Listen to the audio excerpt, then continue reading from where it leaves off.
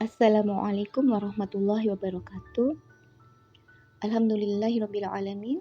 Assalatu wassalamu ala asrofil anbiya'i wal mursalin Sayyidina Muhammadin wa ala alihi wa sahbihi ajma'in amma ba'du. Sobat muslim yang dirahmati oleh Allah, apabila kita ditanya dengan pertanyaan, berimankah Anda? Maka spontan kita akan menjawab beriman.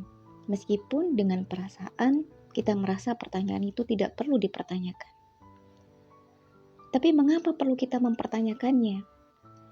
Karena iman mendasari seluruh aktivitas yang dilakukan oleh seorang muslim. Tanpa iman, maka gugurlah semua amal baik yang kita lakukan. Salah satu contoh kekuatan iman tergambar dalam sebuah kisah seorang pengembala di masa kepemimpinan Umar bin Khattab radhiyallahu anhu. Ketika suatu saat Amirul Mukminin Umar bin Khattab radhiyallahu anhu menemui seorang pengembala ratusan ekor kambing. Sang khalifah menguji keimanan sang pengembala dengan memintanya untuk menjual beberapa ekor kambingnya kepada beliau tanpa sepengetahuan majikan atau tuannya. Khalifah meyakinkan pengembala dengan kata-katanya bahwa majikannya tidak akan mengetahuinya dan pengembala akan mendapatkan keuntungan dari penjualan tersebut tanpa perlu melaporkan pada majikannya.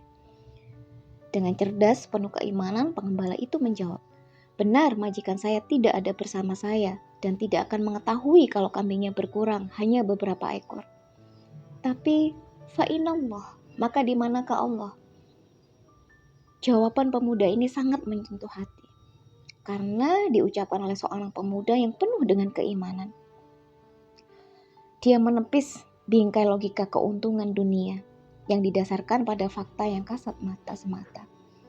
Tapi jauh dalam pikirannya ada hal yang tidak kasat mata, namun ada dan terasa dalam bingkai imannya.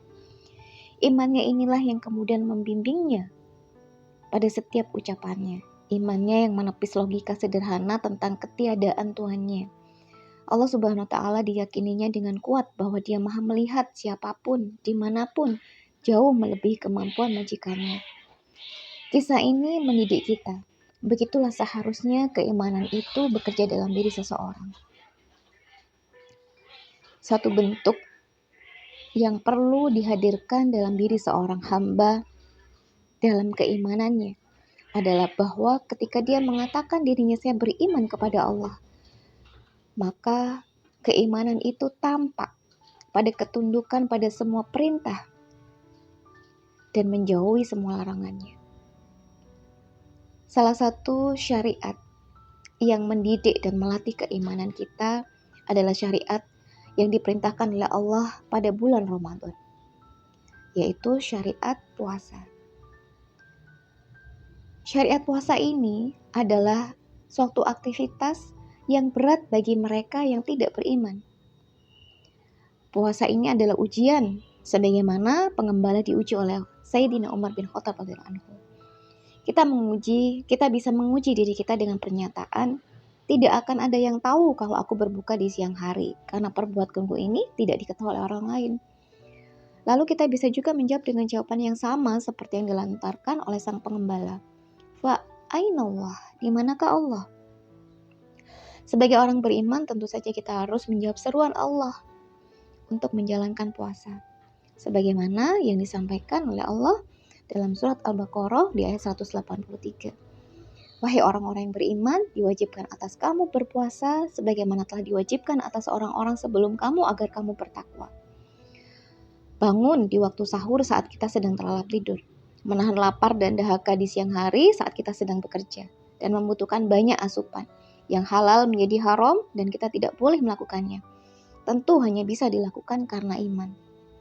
Sekalipun ilmu kedokteran hari ini telah menunjukkan bahwa puasa dapat menjadikan kita sehat, menjadikan badan langsing, dan berbagai keuntungan yang lain. Namun tentu saja seorang muslim tidak boleh melakukan puasanya karena hal-hal tersebut.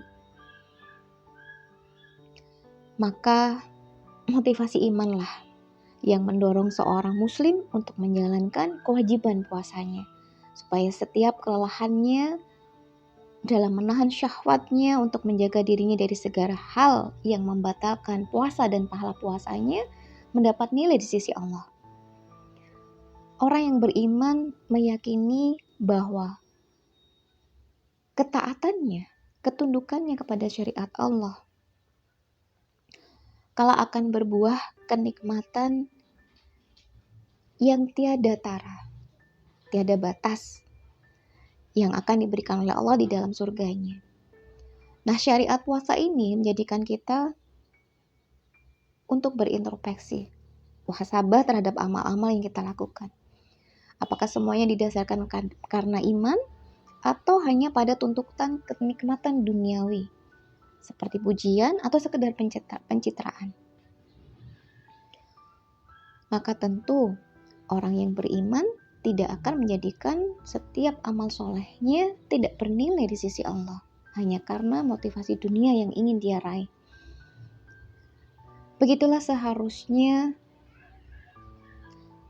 sifat yang tampak pada diri seorang hamba. Karena dia tahu bahwa tujuan penciptaan di dunia adalah untuk beribadah kepada Allah. Sebagaimana yang telah difirmankan oleh Allah dalam surat Az-Zariyat di ayat 56. Bismillahirrahmanirrahim. Wa ma khalaqtul jinna wal insa illa liya'budun. Penghambaan total kepada Allah Al-Khaliqnya, itu yang menjadi tujuan dia ketika hidup di dunia ini. Iman tentu saja tidak dibangun berdasar atas logika semata.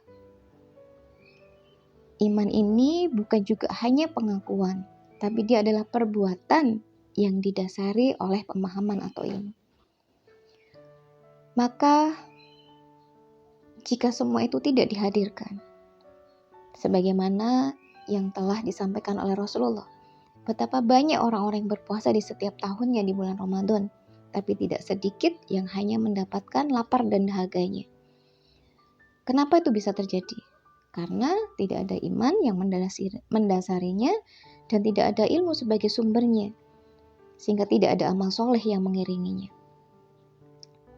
Banyak orang yang berpuasa tapi tidak sholat, terbangun untuk makan sahur tapi terlupakan sholat subuh, menunggu waktu berbuka dengan aktivitas yang justru membuat Allah murka. Puasa sebulan tapi lalai tidak menunaikan zakat. Atau yang lebih parah, mereka merayakan Idul Fitri, namun ternyata selama Ramadan dia tidak menjalankan puasa. Hal inilah yang akan muncul di dalam diri seseorang ketika tidak ada motivasi iman ketika dia melakukan puasanya. Semoga Allah Subhanahu wa taala memasukkan kita pada golongan orang-orang yang beriman yang mendapatkan rahmat dan ampunannya. Marilah kita bersama-sama berdoa, semoga Allah panjangkan umur kita sehingga kita dipertemukan kembali pada bulan Ramadan, bulan yang penuh dengan rahmat dan ampunannya.